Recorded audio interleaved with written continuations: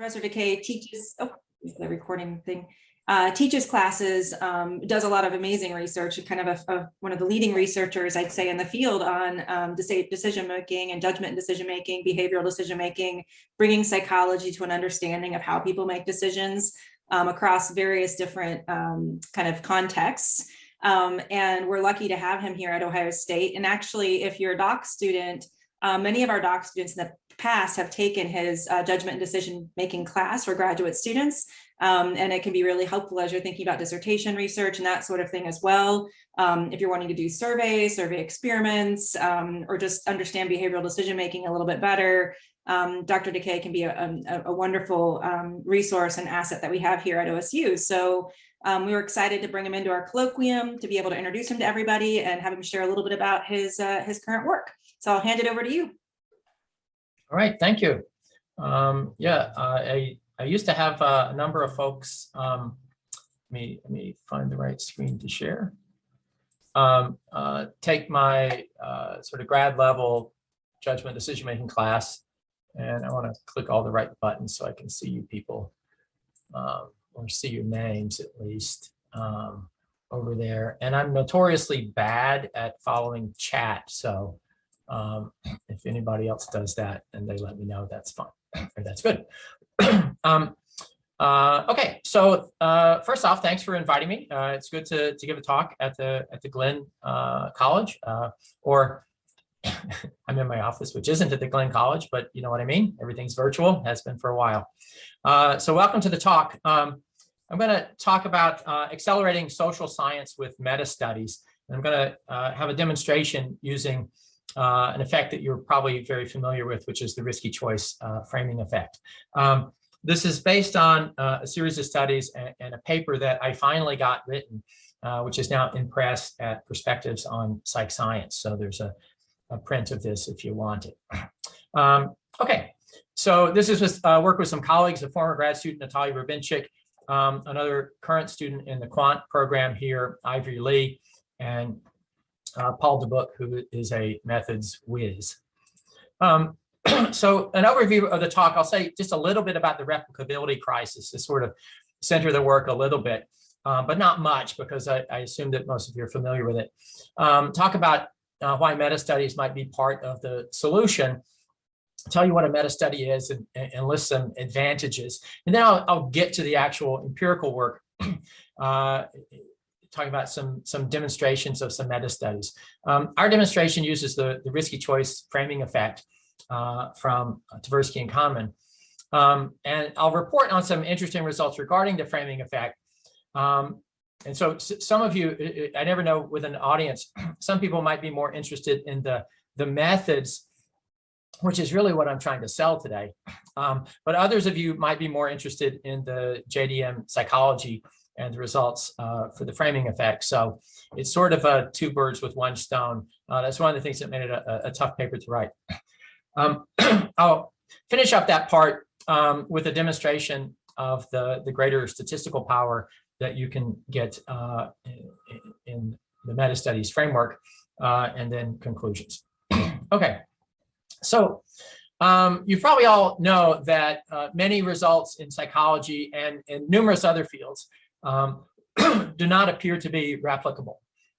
I don't have any references on this slide because there's so many.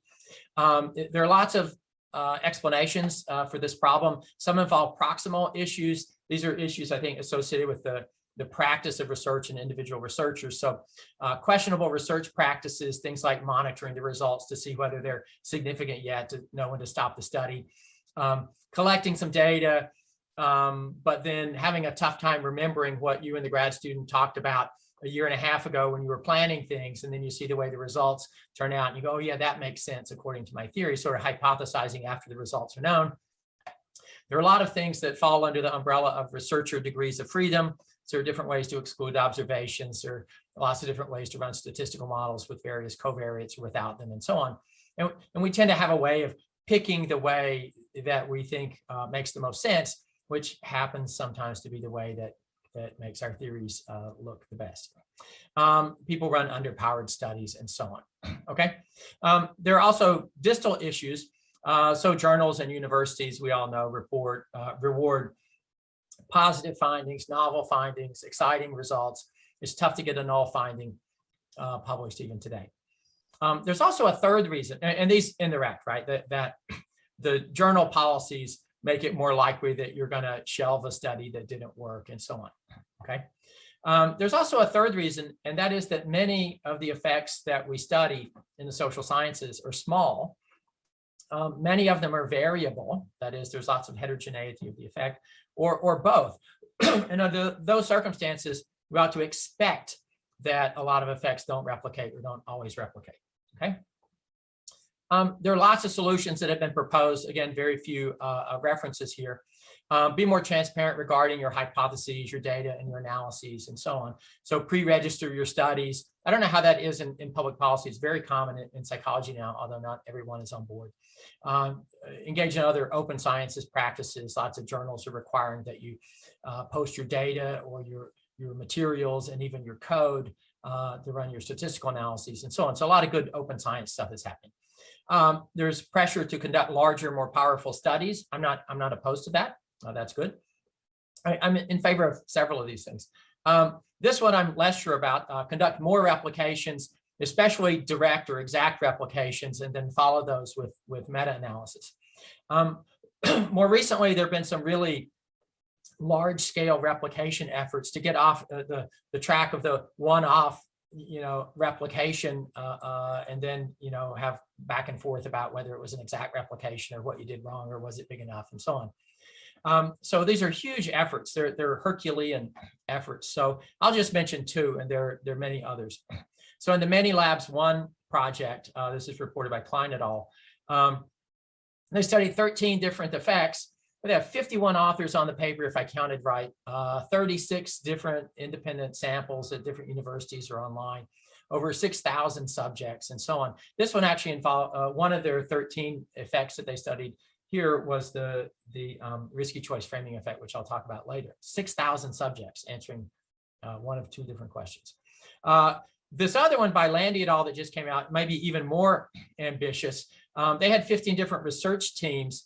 And in the Many-Lab study, they all ran exactly the same thing. They all had exactly the same questions and exactly the same conditions and so on.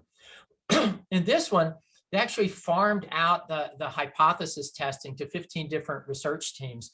And so everybody knew what the hypothesis was, but they came up with their own way of testing it. So independently settling on, how to investigate this. And then you come up with different materials, different measures, and so on. So this was really much more focused on heterogeneity and how that heterogeneity can lead to variability in the effect size and so on. Whereas the Many-Lab studies was mostly on replicability, with the exception that they did study the heterogeneity across labs, across samples. Okay. But as I read these, they're impressive and I'm very much in favor of them. I might wish they would do them slightly differently sometimes. But they're certainly a push forward. But I think to a lot of people, they seem out of reach. You have to be wired in, you have to have a network to get involved in these things, or at least that's how it seems. It would be great if one of these efforts, picked up my effect that I just published a paper on. But that seems really unlikely. And so it'd be good if we had some other way that was more accessible to build in some of these good features, but more on an individual basis. And I'm going to suggest that Metastudies might provide a shortcut in that regard. Okay, so what's a metastudy? A metastudy is a collection of many very small studies, I'll call them microstudies, based on a single core design. You can think of it as a bit like a great big factorial design where everything is crossed with everything, but with lots of variables and dozens or hundreds of potential combinations. Instead of just a 3x2, you do a 3x3 by 2 by 2 by 2 by 2, right? And only a few observations per cell. Okay, it's really different from the sort of thing that most people are used to doing. These additional variables, which I'll call the facets, They can include potential moderators that you might, have some theoretical interest in, but they might also include a lot of nuisance variables, okay? Things that you hope the effect generalizes over, but you don't know until you test, okay? Now, choices of these facets and the levels of these variables are subjective, but that's always the case. And you might say that the problem might be less severe here than in a traditional study because you're sampling from a much broader set, okay? If there are too many possible combinations, as you can easily get to, you can actually sample the microstudies from this larger method space. So you can get this big method space that you want to assess the generalizability of some effect over, and then sample studies from that space, either in some smart way or in a random way, and so on. It might seem crazy, but this is how we think we deal with subjects, and in some studies, how we think we deal with stimuli. We get a big sample of different people, and then we generalize to some population that they came from, right? What are the advantages? Well, it's good to think about, what are the point of comparison before you talk about advantages. So one is a well-done traditional study with plenty of statistical power. Another one, and this one's in red because it's the one I'll focus on, would be a meta-analysis of many, often very similar studies. A third one is this large-scale replication effort of the sort that I just talked about, although those are so different from each other that it's not really a single point of comparison.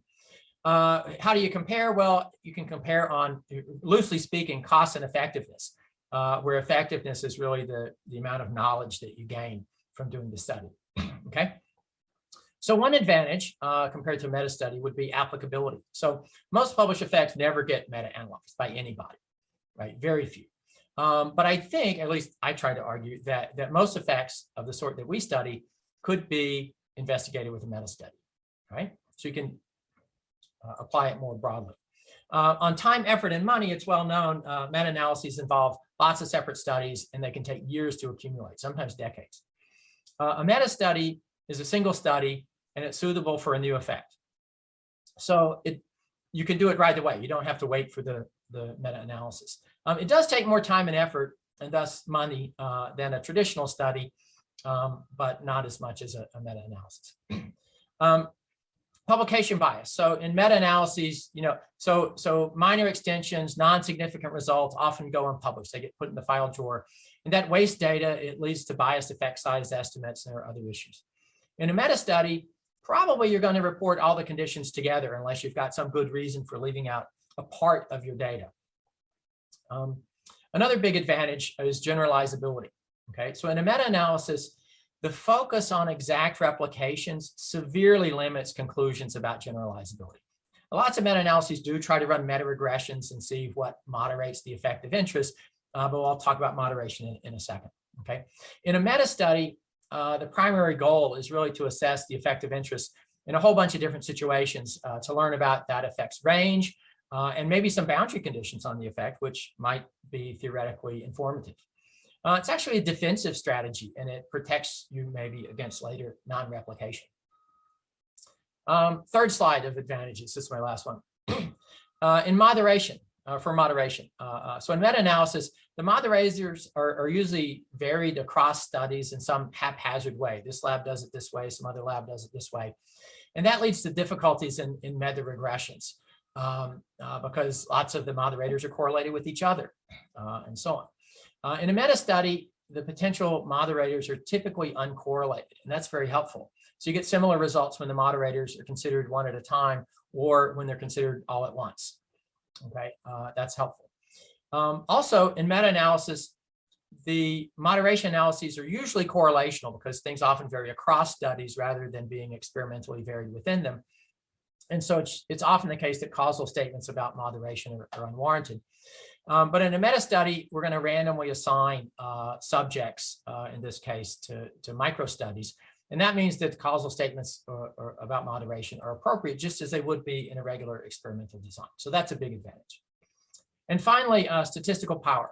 And now my comparison is going to be to a traditional study.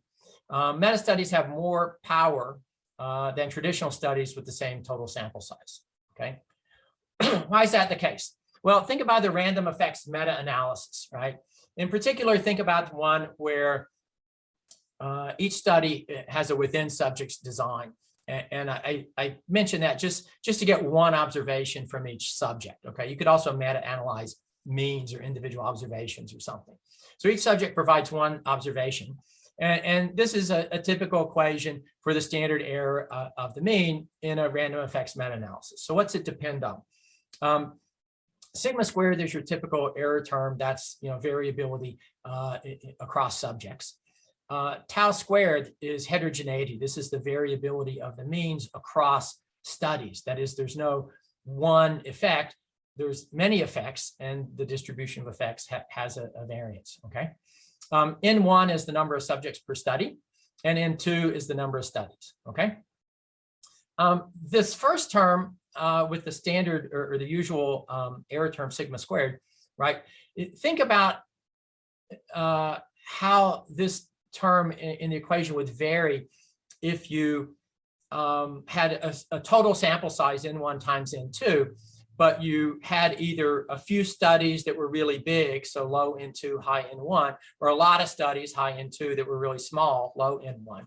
This term doesn't care, right? Because N1 and N2 are both in the denominator. On the other hand, this heterogeneity term only depends on the number of studies, okay? And so what you can see is if you want to make the standard error small, because that's how you get high power.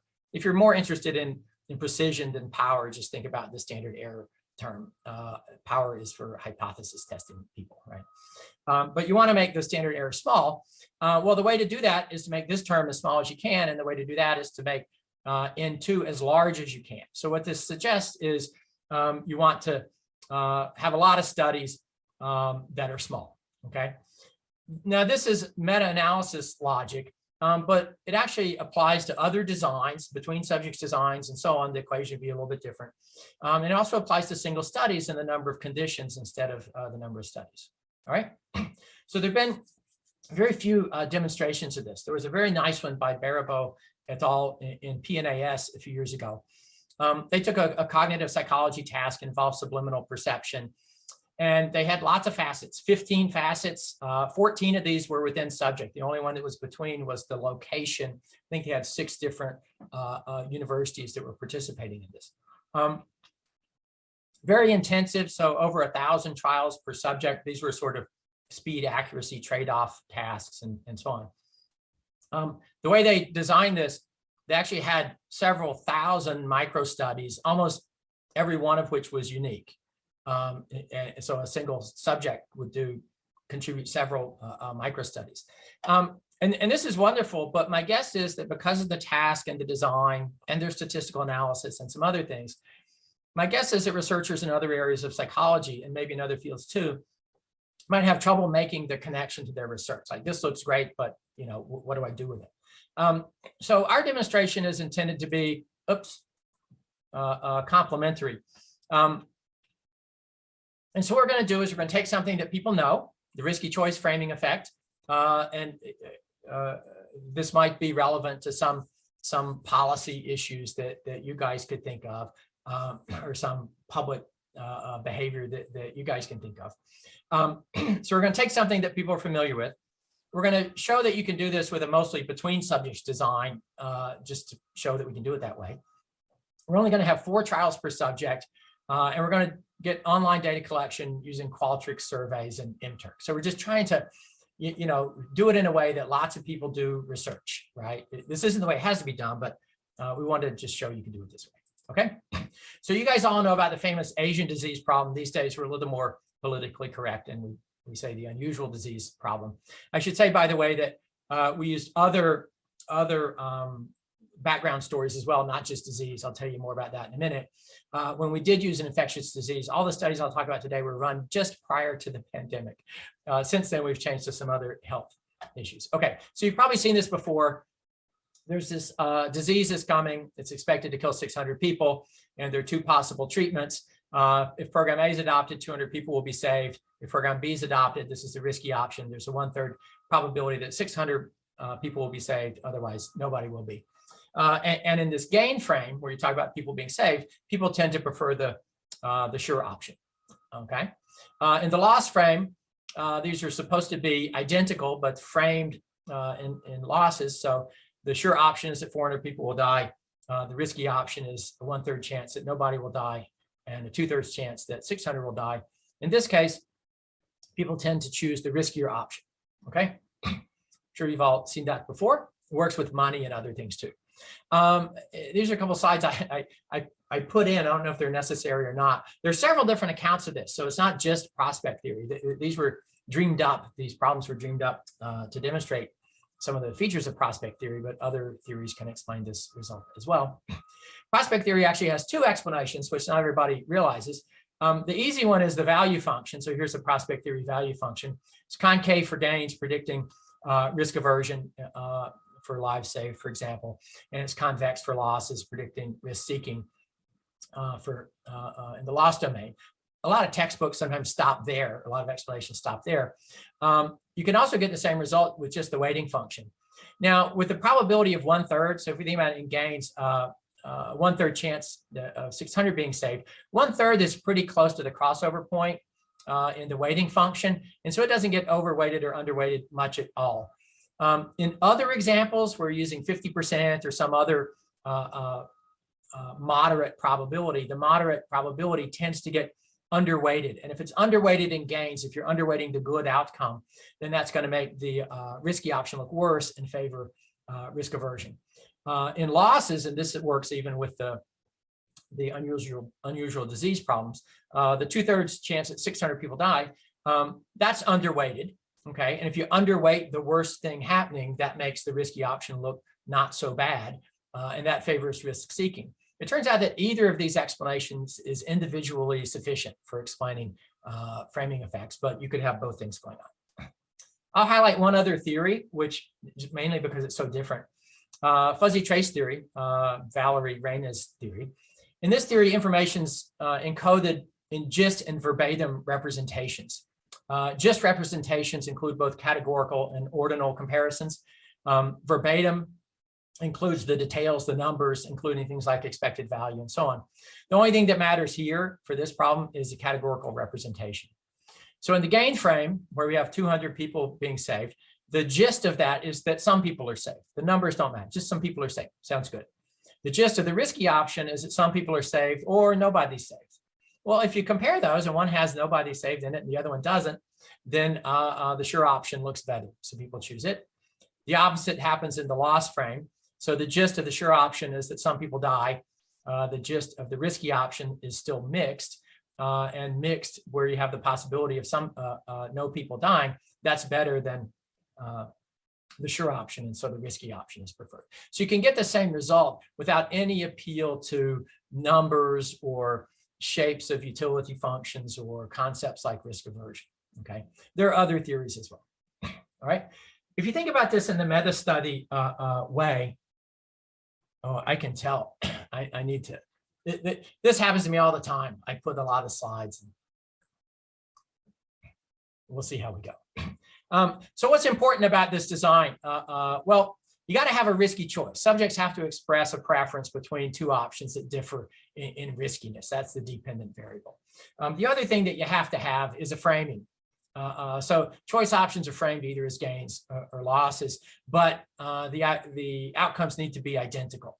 Okay, so frame is the key predictor variable. Okay, there's a whole bunch of other ways that these problems can vary, and I think of these things as potential facets, right? So are we presenting the options with words, or are we presenting them with pie charts, right? Is one of the options a sure thing or not? Does the risky option have to include a zero outcome or not? The options have to have equal expected values and so on. Now, some of these, and I'll highlight two, some of these are considered by some people to be essential features of the framing effect. I think in a meta-studies approach, that's maybe not the best thing to do. Why don't you just, allow that to vary, and then you can see, right? Certainly, we want to be able to, if we're thinking about framing effects applying in the real world, we usually don't have options that have exactly the same expected value. So if we're ever going to apply a framing effect kind of reasoning, you want to apply it where things aren't strictly equal, right? Or where the one option is not a completely sure option and so on. So if we want to generalize, we want to vary these things. Okay. So here are a couple of our meta studies. We actually have 3 in the paper. The third one was a follow-up. And I'll give you the high level. Frame, obviously we have to vary that. Plus we had 8 different facets. In both studies, 5 of them were between subjects and 3 were within. Study 1 had this big complicated design, which resulted in 144 cells. And that's probably more complicated than the typical experiment that you're used to seeing. Okay. And we only had 6 subjects per cell, which is many fewer than you might see in a typical experiment. So it's about 800 people. The other one was even a little bigger. So it's about 1,200 people. I should say that both of these studies are larger than necessary. We didn't actually need 6 subjects per cell. We could have gotten by with 2 or 3 or 4. The reason we do this is because later we want to sample from our study to show what would have happened had we done it in different ways. Okay. Within subjects facets. So we had 4 different domains, not just disease. We had a number of other things taken from the literature. Then we approached this in kind of an intentionally naive sort of way. Say, well, what would you vary if you didn't have 40 years of literature? What would you vary about this problem? Well, you can vary the numbers. You can vary the magnitude. So instead of 600 lives, you can go down to 60 or up to 6,000, 2 orders of magnitude. We did that in all of these others, which had different numbers in them, of course. We varied the probabilities, 10% to 90% in study 1. In study 2, I'll show you, we're looking for a nonlinear effect. And so we went further out, 1% to 99% in various increments.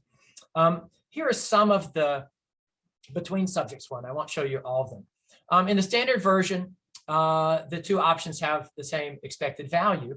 But what if the expected values are different? What if the sure thing is a little bit better? What if the sure thing is a little bit worse? I mean, that will drive the percentages, one would hope, but does the framing effect get bigger or smaller in those cases? Here's the standard way, or the initial way that probabilities were expressed in fractions, okay? But you can write those in words as well, or you could write them in percentages, or you could write, you could say 1 out of 3. There are lots of ways to do this. Do the results vary over that? The basic idea is if you could vary something, instead of choosing just one way to do it in your experiment, do it in a few different ways and see if you get the same results across those different ways. It's usually the case that the sure option is presented first, but obviously you can flip those around, right? There are some others. Okay, first bit, framing effect replicates very well. Here's the original Kahneman-Tversky effect. They got a huge effect. Almost no one gets differences that are that big. The graph here, this is a percentage choosing the sure option or the less risky option. The sort of orange bars are for losses and the green bars are for gains, okay? Here's the many labs replication where they had more than 3,000 people in each of those 2 conditions answering exactly the same question. They learned a whole lot about replicability. They learned nothing about generalizability over any of those things I just mentioned, okay? Here are a couple meta-analyses from the literature, and here are our 2 effects. So it looks like we're getting similar kind of results. We're maybe getting a little more risk aversion across the board, so our bars are kind of tall. If you look at just the first one, it's a good size effect. The less risky option was chosen 73% of the time in gains and 46% of the time in losses. All right, how do we model this? Here's our simple model. So it's a logit model. We've got random effects for subjects and microstudies, and we have a random effect for slope. This is the effect that we're interested in. This is the heterogeneity of the effect, okay? It turns out there's our average coefficient. I'm playing fast and loose with the notation here, by the way, so I stay away from some Greek letters. The 0.60, that's the standard deviation of the random effect. And so we're going to talk about heterogeneity as being the ratio of those 2. So that ratio is 0.39, okay? Well, is that big or small? It's worth thinking about that in practical terms. 95% of the effect sizes in this method space that I've used for this first study would get you slopes ranging from about 0.3 to almost 3. So that seems pretty big, but still, what's that mean in percentage terms? If you plug in and do the translation back to percentages, on the low end with the smallest effect, you'd only get about an 8 percentage point difference between gains and losses, pretty small. On the high end, you'd get a huge effect of over 50 percentage points, right? That's a big difference in practical terms, right? And if I got that with those things that I was just playing around with, where'd that come from? Okay. Here's actually what we call our baseline model in the paper. It's the same as before, but we now have main effects of all these different facets. And the reason we put those in there is we want to isolate the interaction terms, which tell us about moderation. Okay. You can ignore this. It turned out for other reasons we had to drop one of these random effects that we were less interested in. In this case, we got very similar mean effects and very similar estimates for heterogeneity. So here it turns out to be 0.36 in that metric rather than 0.39. Oh, look at this. Oh, okay. Yeah, this is actually what I want to do. I just forgotten. So how do we check which facets affect heterogeneity? Well, you add interaction terms. So we did these individually, and we also did them all at once, but I'll focus on the individual ones. So you throw in some interaction term between some facet and the frame. And normally what you do is you'd focus on that coefficient and see if it's significant. And we certainly did that. But what we're really going to look at least initially, is whether that affected the amount of heterogeneity. If a facet's important, then the heterogeneity of the framing effect ought to decrease when the interaction is included. Okay. So what's happened in this study? There's our baseline model with no moderators. And here's what happens when we add one moderator at a time. Most of them make almost no difference at all. They don't, the effect generalizes pretty darn well across those moderators. But some of them matter a good bit. Here's one called risk comparison that I'm going to take another look at. It turns out that if you throw them all in simultaneously, at least in this model, the estimated heterogeneity is 0. I don't take that literally. There's a number of reasons to think why that might be an underestimate. All right, so what's this one here, this risk comparison? Well, in the standard case, in program A, 200 people will be saved. That's a certain thing. What happens if instead of having a certain option, you make it somewhat risky? Not as risky as the risky option, but between the two. So we use the same probabilities as in the risky option, but we brought in the endpoints from 0 and 600 to be halfway to the expected value. So that gets you 100 and 400. Okay. And we see, well, what happens now when you ask people to choose between the less risky option and the original risky option? Okay. Well, prospect theory says the framing effect ought to be smaller because that new option is essentially between the other two. I can explain any of this in more detail if you want. In fuzzy trace theory, that difference between some and none is still going to be critical, and it's still going to be present. So in the original gain frame, some people will be saved as preferred to the risky option. Some people will be saved, or no people will be saved. What happens in the somewhat risky option? The literal translation to the gist would be some people will be saved, or some people will be saved. You don't really get anything new out of that if you ignore the numbers. And it's still better than the risky option. The sum none difference is still there. And so the framing effect ought to be unchanged. So we thought that in this new condition, the framing effect would probably be smaller. We thought prospect theory might win the day here. So here's the standard certain versus risky case in study 1. And when we went to this new situation, it turned out that we were exactly wrong. That instead of the effect being smaller, the framing effect was about twice as big. And that was a big surprise. And you can't imagine how carefully I had to go back through the data to make sure we didn't miscode something. When you get something that's surprising, you want to replicate it. And so we replicated it in a second big meta study, and it's real. We've since seen it in other studies. Okay. Here, the same results in different graphs. These are more like the ones in the paper, where the difference in slopes reflects the interaction. In study 2, we also investigated a different condition, a different slightly risky condition, where instead of having 200 people saved, we said 100 to 300 are saved. So it's just this range condition, thinking that we might get something similar. It turns out people treated that exactly like the original. Okay, so you don't get it there. It's something special. And I think I know what's special about this particular slightly risky version that we used. It has to do with the probabilities being matched and focusing people on the some versus none distinction. Okay. I don't know that that's important, but okay. Something else interesting.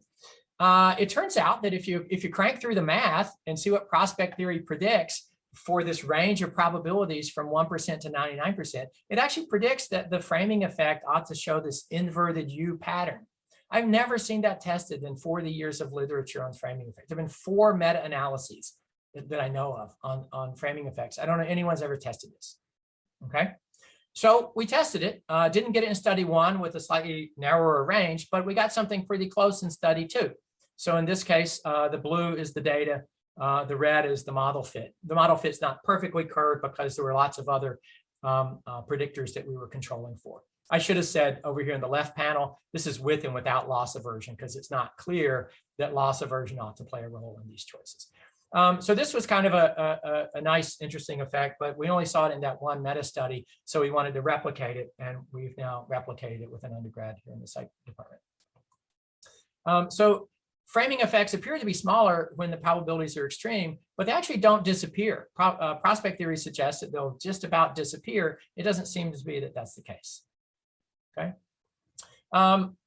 Demonstration of power. We ran these great big meta studies because we wanted to go back into them and sample from them to see what would have happened in smaller studies if we set them up in different ways. Okay, so we're going to go with study 2. The reason we go with study 2 is we designed it to have a smaller framing effect on average, and we got that. And we designed it to have greater heterogeneity. And we got that. I could say how we got that, but it's not important for this point. We used smaller values. We didn't have 1,000 people because then power is always going to be 1. So we started with, a reasonable size, 200 people, and we went down from there. Because remember, we have this really big effect. It's very robust and big. Maybe that was a mistake. So we have relatively small samples here, okay? At each of these ends, we chose different values of subjects per microstudy, 2, 6, and 12. We couldn't go beyond 12 because that's as many as we had, okay? And then for each of these overall sample sizes, having that many subjects per microstudy tells you how many microstudies you're going to need. So we have different combinations of N1 and N2, okay? For each combination, what we did is we resampled from the data and we ran our logistic regression 10,000 times. And then we assessed power as the percentage or the proportion of times that we got significant positive results out of those 10,000 samples, okay? If you go back to that equation I presented earlier in the talk, which suggested that you'd have higher power if you had lots of tiny studies, we developed a more complicated version of that for our studies. It's more complicated because we're doing logistic regression. It's more complicated because we got 4 observations per person. It's more complicated because we had the random effect of subject. So it's a more complicated equation, but here's what it predicts.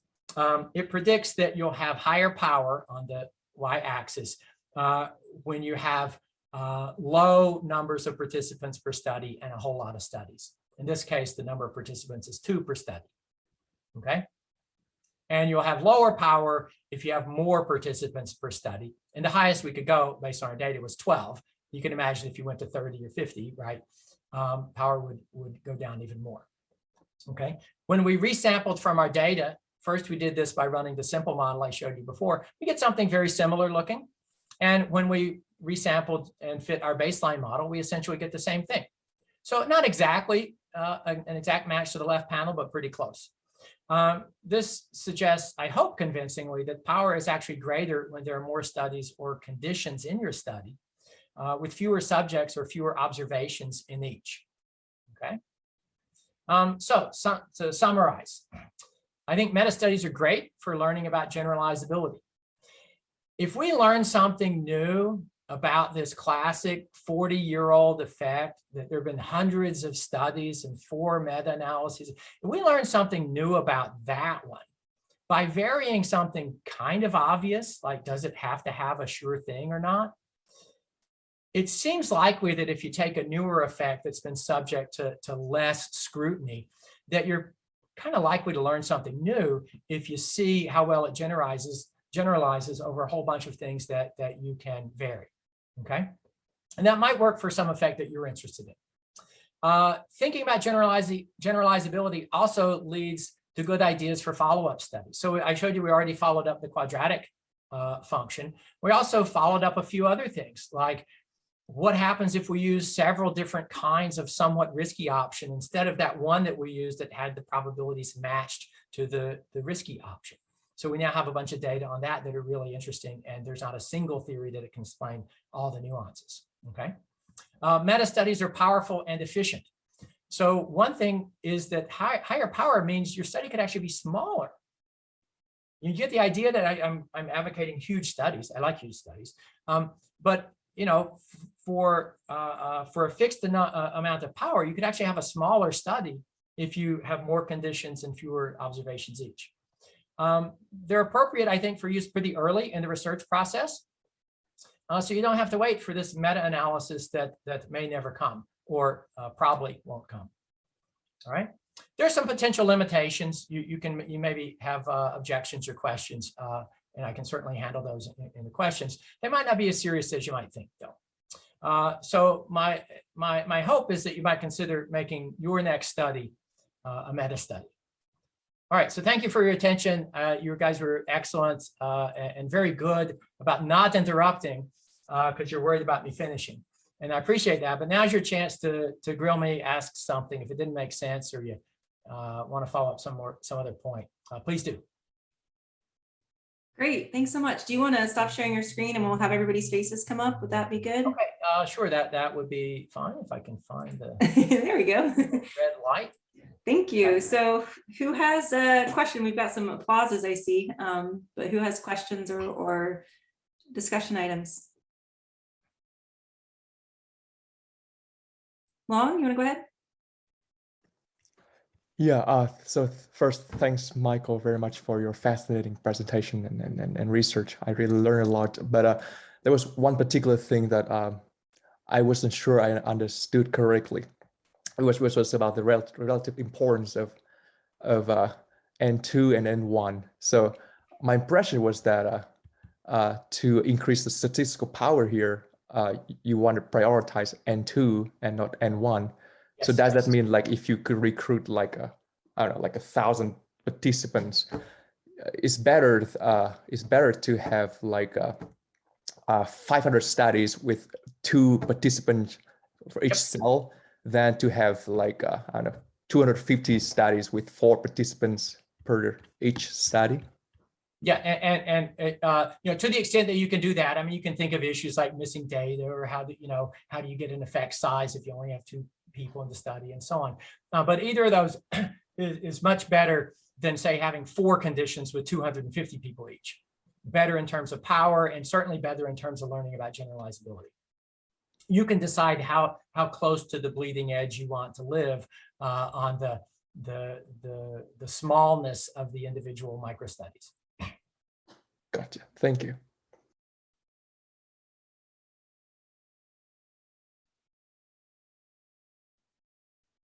Other questions, thoughts?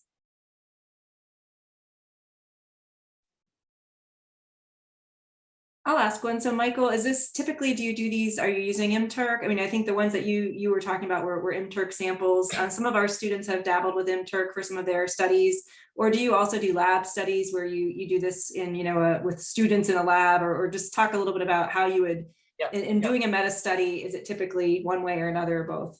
So the studies in this paper are all with MTurk, partly because we wanted to get a lot of data really quickly, like everyone else. We've run some follow-up studies, which I would not describe as meta studies because they don't vary everything. But for example, the one that I mentioned where we had lots of different kinds of somewhat risky options. We had some somewhat risky options where the probabilities did not match the risky option. We had some where they included 0 either in the gain frame or others where they included 0 in the loss frame. There were a bunch of these, and then we had, so then you get, I think in the study, 15 different pairs to ask about, both in gains and losses. So that's 30 different conditions. So we ran that both on MTurk and we're still with 4 different domains. So we're still doing that, but we didn't vary probabilities all over the place. We had different probabilities, in each domain, but that was it. And we didn't vary these other things all over the place. We looked much more closely at one of the variables, And we ran that in a big study, both on MTurk and in the psychology department with the student participants. Now, it was still online. So partly because it was during the pandemic, we changed the we changed the scenario to be a non-pandemic one. But we got very similar results in MTurk and in the student samples. And that's true of a second follow-up that I haven't talked about because it's more complicated. So I've run these sort of meta-study inspired things in both ways. We try to make the argument in the paper that you can do this with, it's not the case that you need huge samples of people, because you can design these like Baribeau et al. Did as within subjects studies where you get lots and lots of observations per subject. But the idea there is, and so maybe, you know, if you're using eye tracking or something and it's really difficult to get a lot of people, you can still have lots of conditions. And of course, you know, you have to decide whether it makes sense to do this condition within subjects and so on. But even in a study where you might have 40 people in an eye tracker, instead of having them do 100 judgments or 200 trials the way they do sometimes in one experimental setup, you build in several different within subjects variables so that you can have many more conditions. And then the idea, right, none of these individual meta studies, if you don't have many observations in them, none of them is individually powerful. They're individually very weak, right? You can't look for an effect in a study where you've only have 4 people in the 2 conditions, right? But if you average across studies or collapse across studies, and that facet is uncorrelated with all the others, then they're jointly very, very powerful. So you can do this with fewer people if you have a more within subjects design. Great. I'll have Kyle and then Russell. Hi, I was wondering, so your presentation, it was focused around a positivist / deductive approach. And I'm wondering if in the decision sciences, how does that differ from an interpretivist or an inductive approach to decision making? Have those areas been explored? Because I imagine that prospect theory, what prospect theory says, is different from what most people, when you ask them to explain the rationale, what they would communicate. Oh yeah, yeah. It would help me if you could say a little bit more about what you mean by those terms you're throwing around. That sounds like something that gets talked about in the policy school that I haven't thought much about lately. Sure. So when I talk about in positivist, what I'm talking about is just starting from this assumptions logic of how people think or what their inherent logic is, and you're testing that deductively using, you know, the design that you set up. But what I mean by interpretivist is having people communicate their reasons to you for the decisions that they've made. So instead of you deductively using logic to assume the decision-making process, formulating theory of the decision-making process based on what people say their rationales are. Does that make sense? Yes, it does. Thank you for the clarification. I guess I do have an opinion about that. There is research of both types, and I do think that it is often useful to ask people what they're doing. If nothing else, it gives you some good ideas that you can test. The version of that I like has to do with specifying sort of retrospective protocols often aren't very good in that regard. Concurrent protocols might be better. I like the Anders Ericsson, Herb Simon approach to specifying ahead of time how you're going to code protocols and figure out what you could learn from those in terms of categorizing people into different courses of action or different strategies and so on. That's hard to do for a lot of decision problems. So I like that approach, and I think it can be useful if you're rigorous about it, or in the earliest phases where you're trying to get ideas.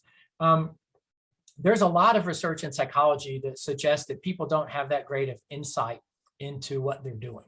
So nobody claims, and prospect theory would never claim that anybody is intentionally overweighting rare events, right? It would be dumb to do so.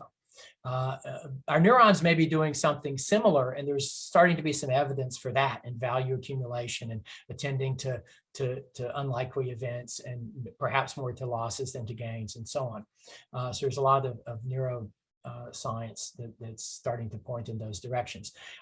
But there are things like affective forecasting errors, right? We think that we will like this outcome or dislike this outcome a certain amount, but it turns out that when we end up in that situation, our prediction of how much we would like or dislike it isn't very accurate.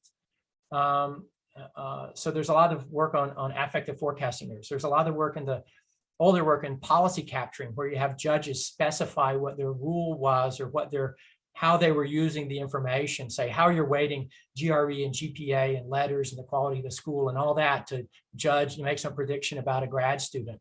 And then if you do some statistics on it, you'll find that in many cases, the rules that the judges are espousing don't really seem to be there in the data.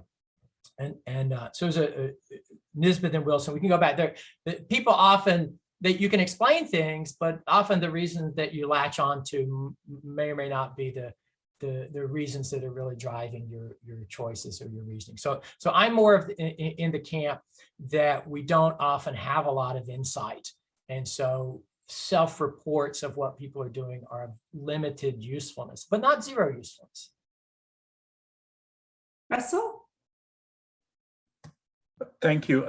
Mike, a really fascinating presentation. I have two questions. One is sort of a boring question, but I think I'm interested in it because I want to know how it's done. Mm-hmm. The second is sort of how do I apply this idea? So I'll start with the first. So, I'm thinking about from a factorial design perspective, and if I want to test many different combinations, right? And I want to do this, say, Qualtrics or using MTurk sample, in an online environment. So I'm curious about the work that's involved, figuring out, sort of implementing all those different combinations. Mm-hmm. How much time it takes, what kind of skills you need to sort of do that work, yep. Right? If I want to do that. So that's one thing, because, as you were explaining the first experiment, there were many cells, right? Yep. So doing that seems been a lot more. Yeah, doing that seems very complicated. Yes. The second question I have is, we have many students who are attending this talk, and they're interested in, okay, here's this interesting idea, but how do I sort of translate this, mm-hmm. apply this, studying different policy or management problems? Yeah, I like those questions. Well, I don't know about the policy or management, but I like those questions because they're implementation questions. So to answer the first one, it absolutely takes longer. It takes longer to design the study because you have to think, instead of saying, what scenario are we going to use, you're going to say, well, which scenarios, plural, are we going to use? Or instead of saying, well, everything that you would normally make one choice about, you're now making 2 or 3 choices about, and then you're combining them.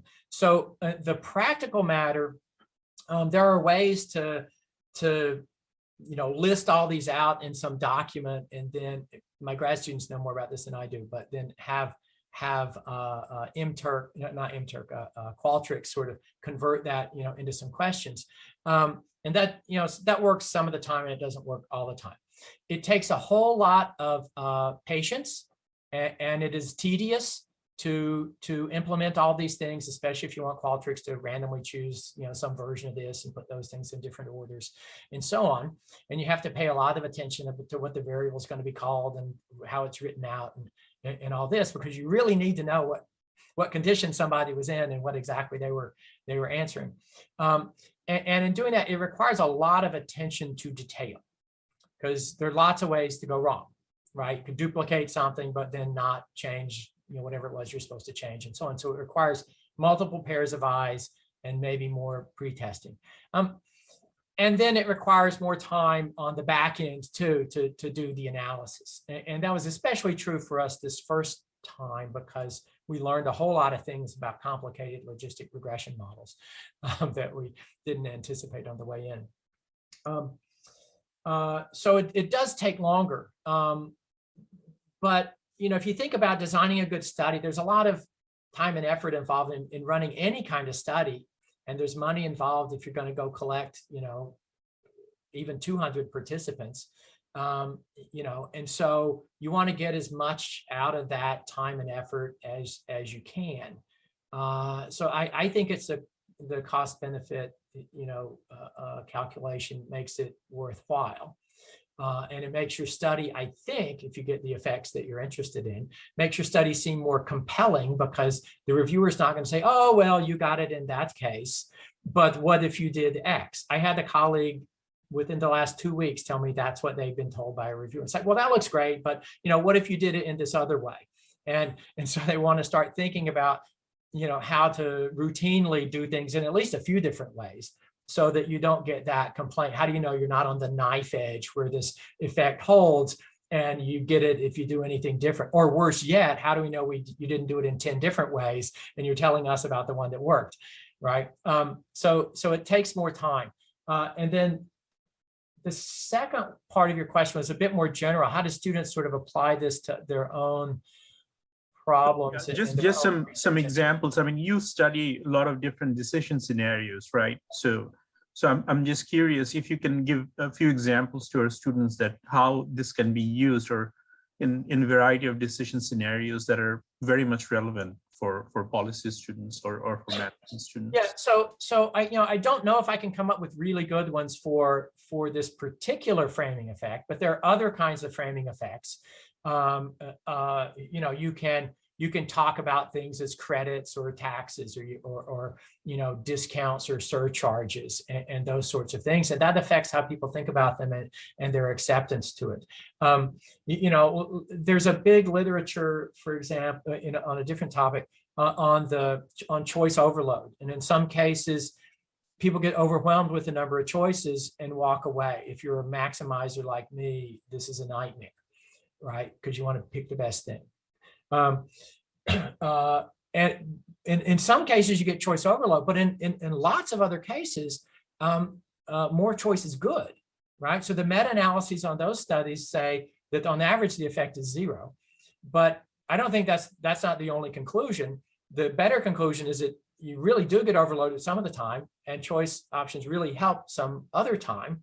And the question is, which case is which, and why does it work that way? And so you have this moderation question. That certainly has applications to public policies. If you think about people choosing among insurance plans and retirement, portfolios and all that kind of stuff. I haven't thought about the policy as much in anticipation of this as maybe I should have. But you can certainly think about whether, which set of results is going to apply in the policy domain. Now that one has so many studies on it already, I wouldn't necessarily say that's a fruitful place to go do a meta study. But if you had some other effect, you could just look at the problem and think about, what are the things that I would want to vary to figure out when this works and when it doesn't. Another case in the JDM literature, probably too old to do a study on, is what people do with sequences of events and strings. There's a big literature saying that people have a hot hand sort of belief that the string's going to continue. There's a whole other literature that we have this gambler's fallacy and the streak's going to end. And there's a whole bunch of interesting moderators. So if you were at the front end of that literature, you could just sit in a chair and think of all the things that you would vary. Now, how that applies to public policy, I don't know, or how that, the stock market's been going up and up and up, is that a streak? Is it going to continue? I don't know. If you want to suggest some other examples, then. No, that was great. And actually, we have our new Journal of Behavioral Public Administration that has been out for a couple of years now, but I encourage those of you that are interested in this area to check that out. I think, Russell, you've published in that, is that right? Not yet? You will, though, probably, maybe. I have not submitted anything yet. Maybe at some point.